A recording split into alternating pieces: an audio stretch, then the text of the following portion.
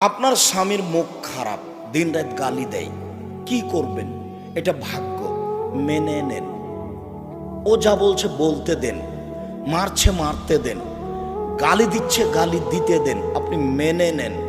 দেখেন 15 দিন 20 দিন 6 মাস যাবৎ স্বামীর সাথে কথা বলছেন না, এই সংসার হবে না। তিতা লাগুক মিঠা লাগুক, আপনি স্বামীকে মেনে চলেন। স্বামী গালি দিয়েছে, তারপর 1 গ্লাস পানি চেয়েছে, তখন আপনি 1 গ্লাস পানি নিয়ে সামনে ঠ্যাক্কস করে রেখে ওদিকে চলে গেলেন। এভাবে সংসার হবে না, এই সংসার চলবে না।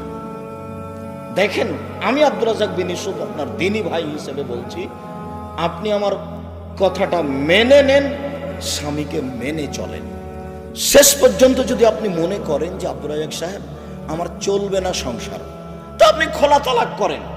স্বামী যত বড়ই দামি হোক, যত বড়ই চাকরিজীবী হোক, যত বড়ই পরহেজগার হোক, যে কোনো সময় আপনি স্বামী বাদ দিতে পারেন। হাদিস বুখারী মুসলিম, তার নাম খোলা তালাক। আপনি চেয়ারম্যান মেম্বারকে বলবেন আমি ভাত খাবো না, মিটে গেল, ও একটা ব্যবস্থা করে দেবে। আপনি নিজেকে খোলা করে নেন। আমি নিষেধ করিনি, তবে আপনাকে আমি আপনার এই স্বামীকে মেনে চলার জন্য অনুরোধ করছি। তিতা লাগলেও মিঠা লাগলে, দেখেন সামাজিক অবস্থা সুবিধা নয়, আরেকজন স্বামী এর চেয়ে খারাপও হতে পারে। পরিবেশ পরিস্থিতি কি হবে বলা যায় না। 2-1টা বাচ্চাও হয়ে গেছে, কান্নাকাটি যেটাই হোক, গালি যেভাবে দেখ, আপনি মেনে নেন, ভালো হবে।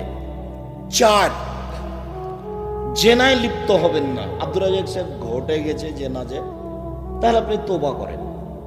শোনেন, তোবা করলে মানুষ পাপ মুক্ত হয়ে যায়। আপনার অন্তর থেকে যদি আপনি তোবা করেন, তাহলে আপনার জেনার পাপটা আল্লাহ আবার পাল্টা নেকিতে পূর্ণ করে দেবেন।